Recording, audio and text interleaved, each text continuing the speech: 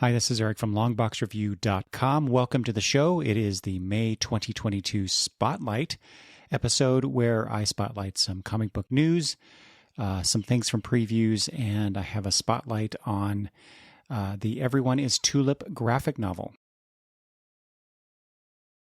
And unfortunately, I have some comic book creator deaths to report. First of all, as of this recording, about a week ago, Neil Adams died at age 80. And when I was looking at this, I think I knew some of these, but not all of this stuff. He worked at Archie Comics. Then he worked on the Bat Masterson and Ben Casey newspaper strips. I think I knew about the Ben Casey one. And then, of course, later when he was working for DC, he first drew some war comics and contributed to the celebrity license comics, such as The Adventures of Jerry Lewis and The Adventures of Bob Hope. His stories in Strange Adventures featuring dead men were notable. I remember reading about that some years ago. And, of course, he worked on X-Men for Marvel and then more famously worked with Denny O'Neil on Batman, Green Lantern, Green Arrow as well. I think more importantly, besides his wonderful art, he was an advocate of creator rights and at one point attempted to unionize comic book artists in the 70s, which unfortunately did not succeed, I guess. And he also helped secure compensation for Superman's creators Jerry Siegel and Joe Shuster. When I first got into comics and was reading the DC digests and other reprints like the treasury size ones, because I would get my hands on whatever I could afford.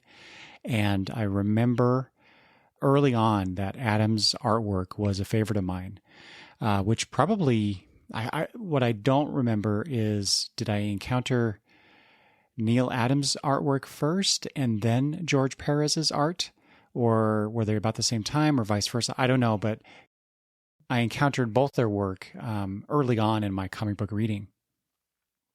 I did get to meet Mr. Adams once at, I believe it was a Rose City Comic Con. He was selling prints, and I bought, he had a special of you buy 5 for the price of 4. Anyway, I got them, had them signed. They're on my walls right now. And I had decided to dress up that year with my granddaughters, Maddie and Gabby. And we all went to Comic-Con that day dressed up, and I was dressed up as Robin. It was sort of a Tim Drake and Damian Wayne costume mashup. And just the look on Mr. Adams' face when I walked up in that costume, this old guy with these 2 young girls beside him asking for him to sign these prints. But he was very gracious. Anyway. Also, George Perez has died yesterday at the time of this recording. And I have to say that news hit me a little harder than any comic book creator whose death I have talked about here on the podcast. I have already talked about George Perez on a previous episode, his impact on me, my love of his work.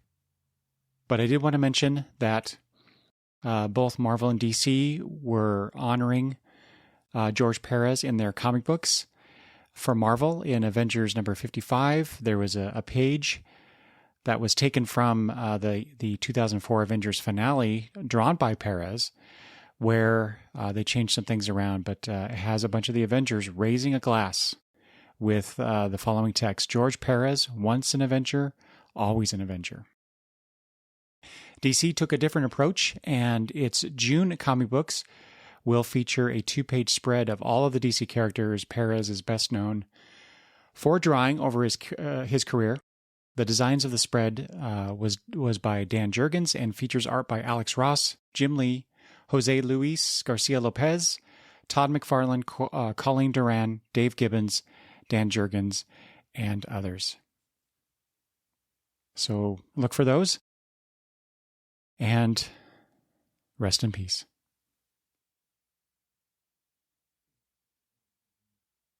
In other comic book news, there's a new scripted podcast featuring actor Winston Duke M'Baku in the Marvel Cinematic Universe called Batman Unburied, where Duke plays Bruce Wayne / Batman, kicking off a multi-year partnership between Spotify, Warner Brothers, and DC.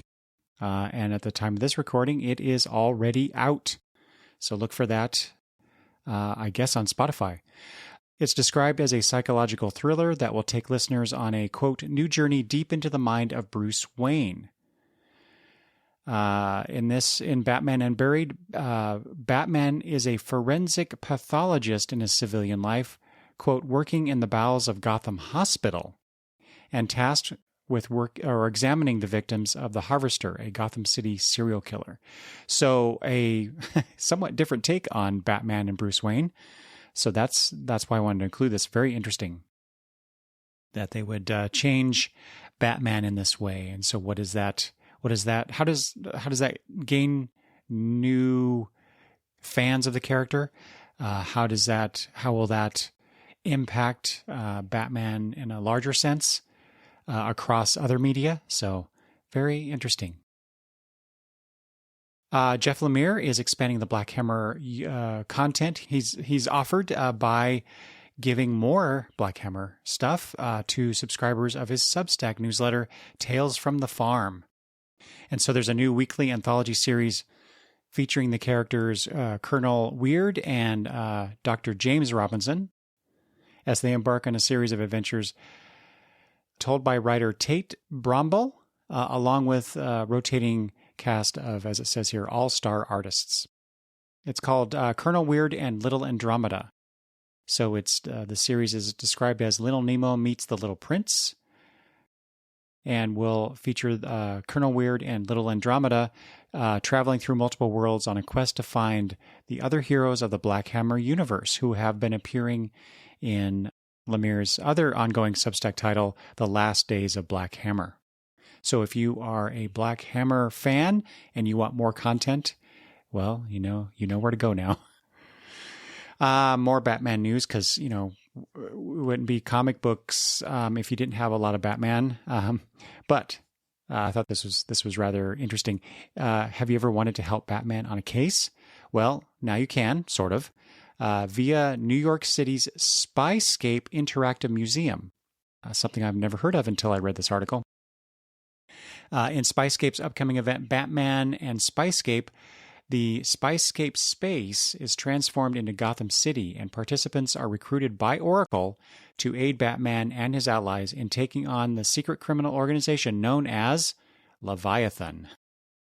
Participants will solve puzzles, play games, and use actual spy techniques to complete a larger mission, like an escape room on a much larger scale. The Batman and Spyscape story is written by Gail Simone and features art from Jim Calafiore. Next up is author, radio personality, talk show host, and someone I've never heard of until I read this article, Larry Charlemagne the God McKelvey, plans to create new lines of comic books and graphic novels, quote, filled with black and brown God-level superheroes, which is why I wanted to talk about this.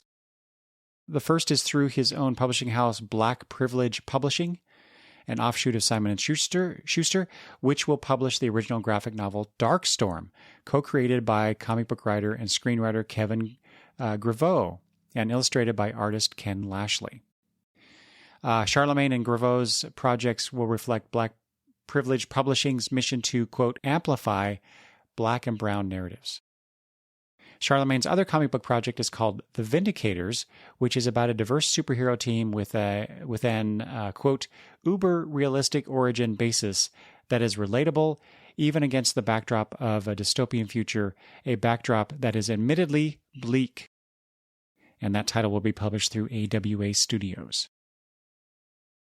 More new publisher news. Frank Miller is launching his own comic book publishing company, Frank Miller Presents, as editor-in-chief and president, with Dan DiDio serving as publisher. Comics from FMP will launch later this year with a Sin City Western on the way, along with Ronin Book 2, which will be a 6-issue miniseries. And that alone has me interested because Frank Miller's Ronin from, I want to say 1983 from DC Comics was that was quite a seminal book at that time, much eclipsed by his Dark Knight Returns. But I've always had a soft spot for that series. Other titles announced include Pandora and Ancient Enemies, but there are no creative teams attached to those as of the time of this recording. And so Alex Ross, Mark Waid, Walt Simonson, and other comic book creators are coming together on comic crowdfunding platform Zoop to create a 96-page anthology titled Comics for Ukraine, Sunflower Seeds, in order to raise money to support the citizens of Ukraine. So this anthology was created in partnership with the aid organization Operation USA. It's edited by Scott Dunbier. It features a main cover by Alex Ross for the hardcover edition, as well as softcover variants by Art Adams, Dave Johnson, and Bill Sienkiewicz. Other contributors include Brett Anderson, Sergio Aragones, Kurt Busiek, Howard Chaykin, Mark Evanier, Dave Gibbons, Stan Sakai, Louise Simonson, Chris Sprouse, Jill Thompson, Matt Wagner, and others. And that is all I have for news today. Continuing on with my backlog of creator spotlights for folks that contacted me by email asking for some exposure to their new work. I found this one in my inbox. This is the graphic novel Everyone is Tulip by artist Nicole Gu, who has done work for DC, specifically Shadow of the Batgirl. I think that was a young adult graphic novel.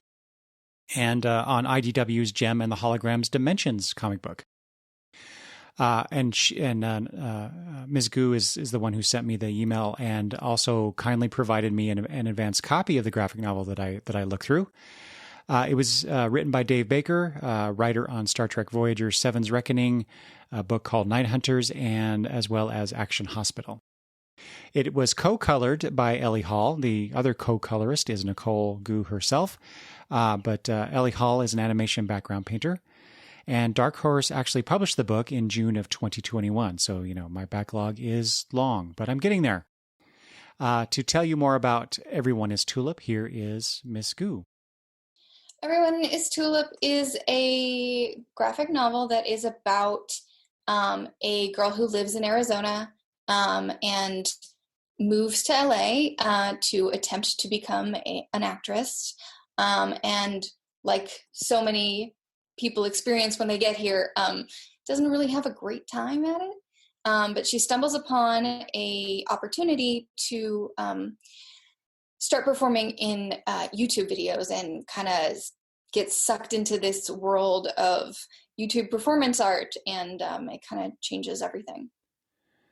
So this is a familiar tale of star-studded dreams and the brutal reality that is the acting realm, I guess. Main character Becca struggles throughout the story, always chasing something to fill the void in herself. And even after she comes to a realization about that, the book ends on a turn I did not see coming.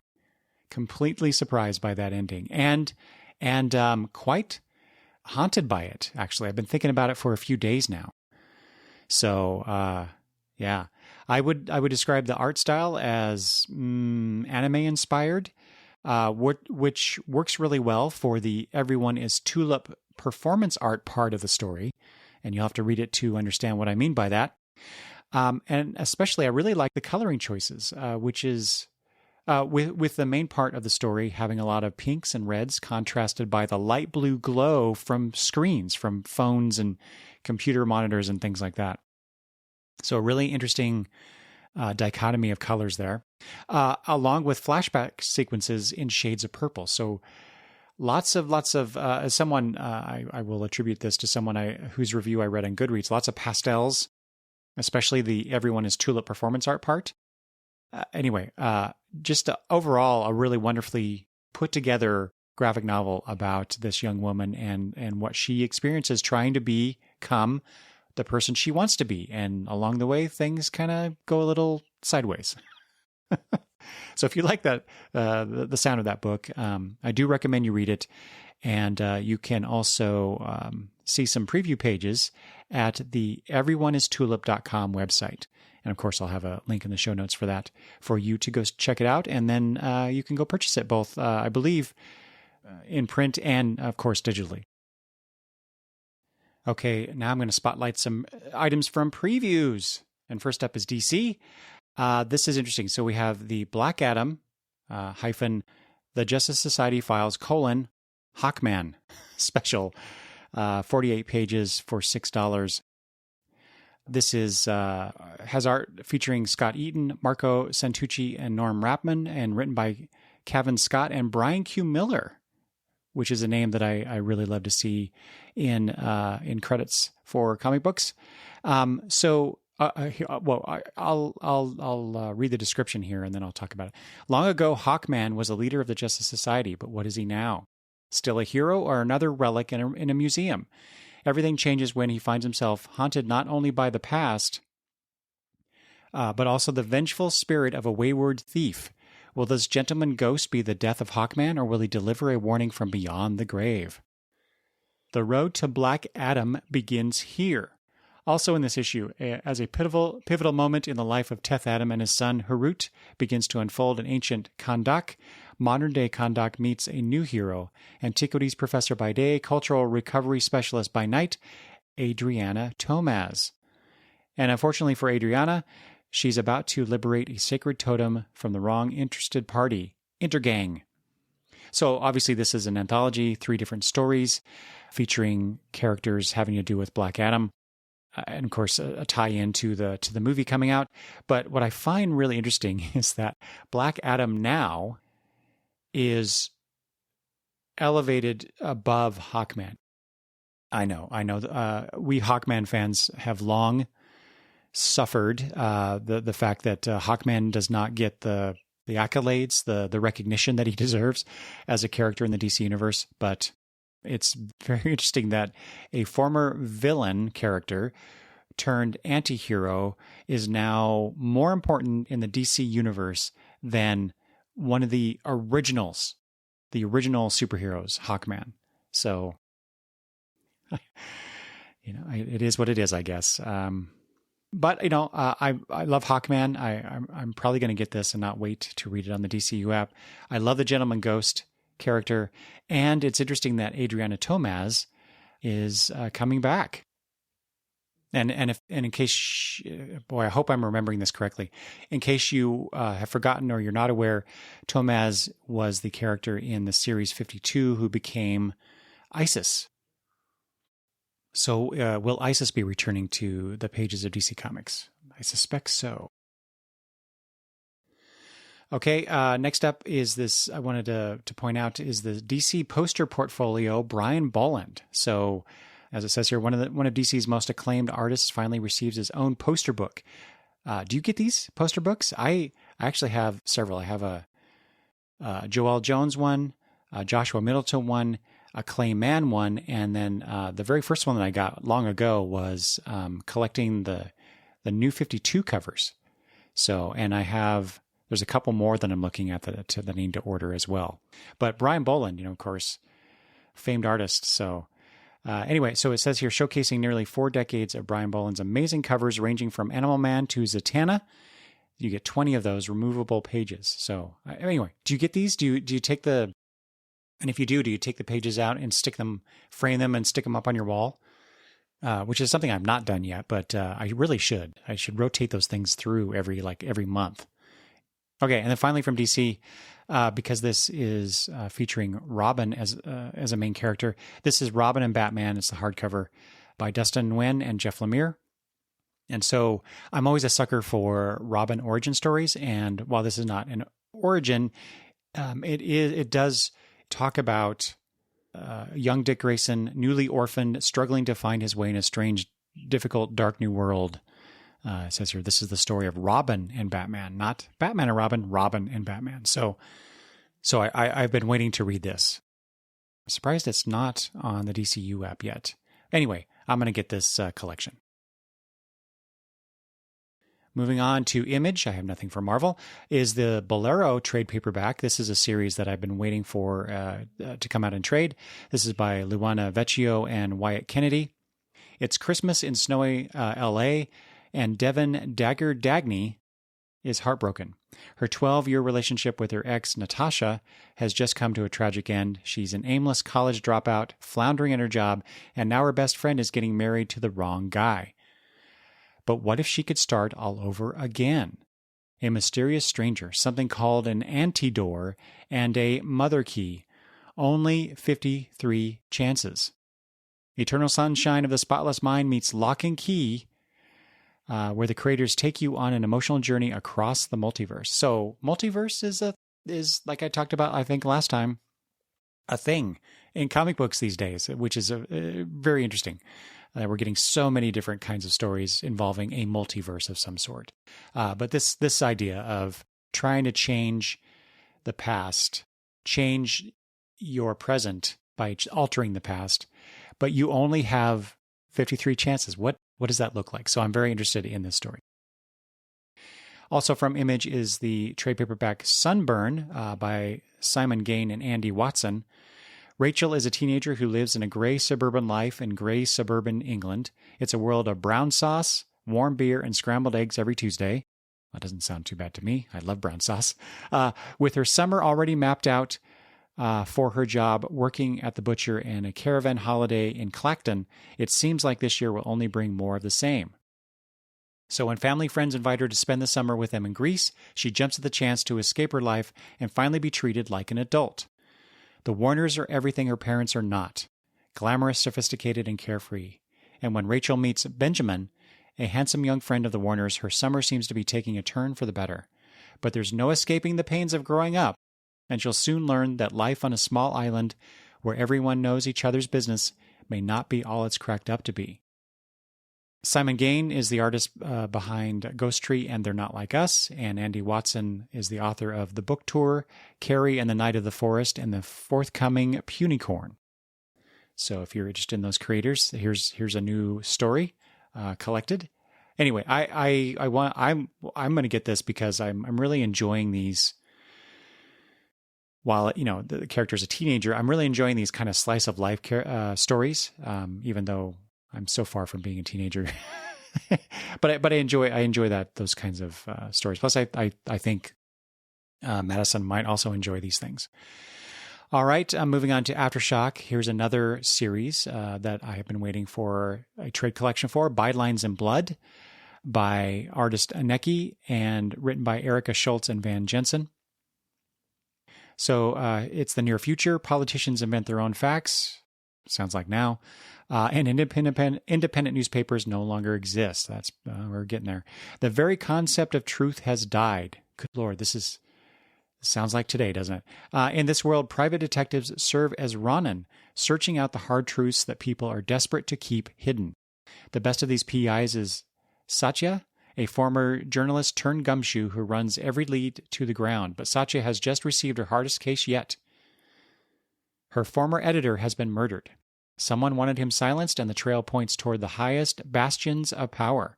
To find justice for her friend, she'll have to put everything and everyone she knows at risk. A prophetic neo-noir thriller with unexpected twists at every turn. Oh yeah, it says here, Van Jensen is a former newspaper crime reporter, so we get some insights there translated into this comic book story. So that's good. Erica Schultz has worked on Forgotten Home, Strange Tales, Tails, and Spanish art sensation Aneki, it says here, has worked on Bombshells and legendary Red Sonja. So you get collecting this 4-issue series. And from AWA Studios, Absolution by Mike Diodato and Peter Milligan, both well-regarded creators in my book.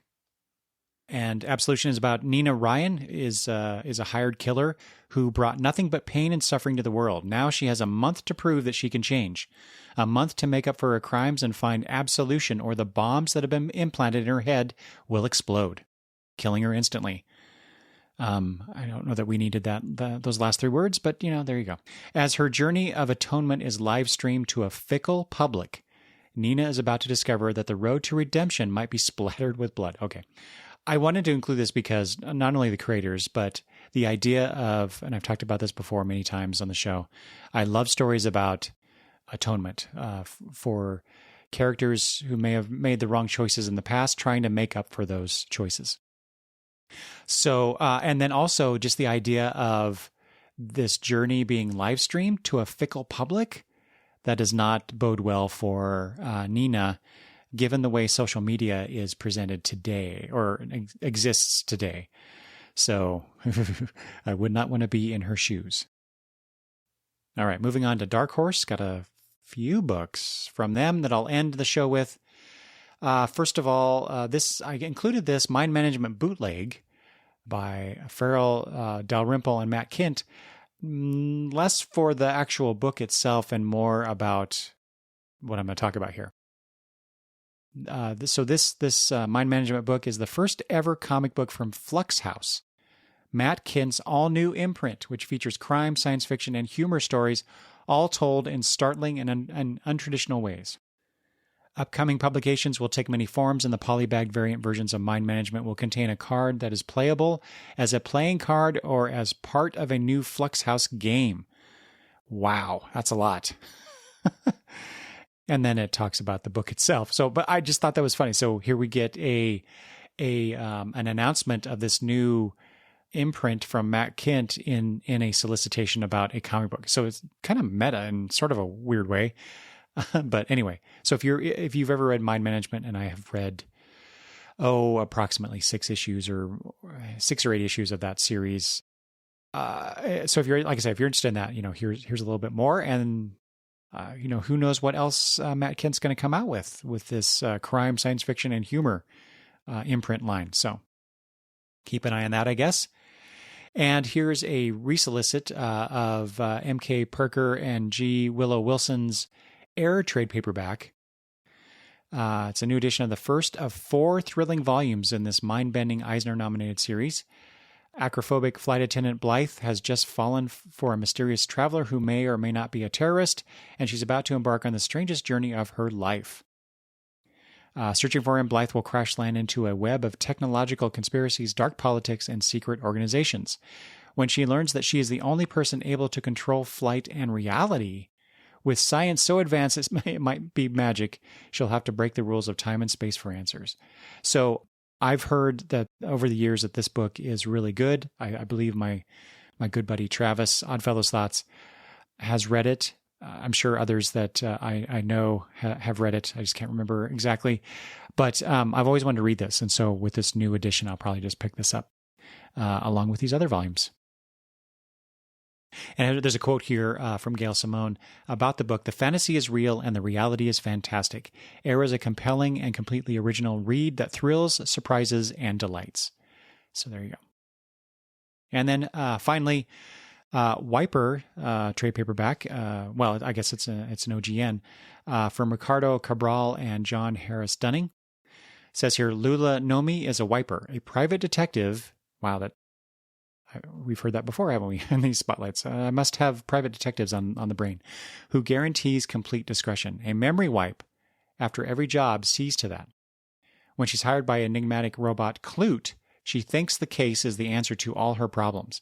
But there's something oddly familiar about Clute, and the more she investigates the disappearances of more journalists, Orson Glark, the more she suspects that he's somehow connected to her own past. Lula must face her greatest fears to learn what happened to Glark and the truth about herself. So again, dealing with memory, dealing with investigation. I don't know. I must have, like I said, private detectives on the brain this month. It always interests me when there's certain aspects in the zeitgeist of comic book. In the comic book realm. So, there's been many times over the years where Marvel and DC come out with very similar concepts and arrived at independently of each other, even though, the conspiracy theory is that there are moles in in the halls of Marvel and DC.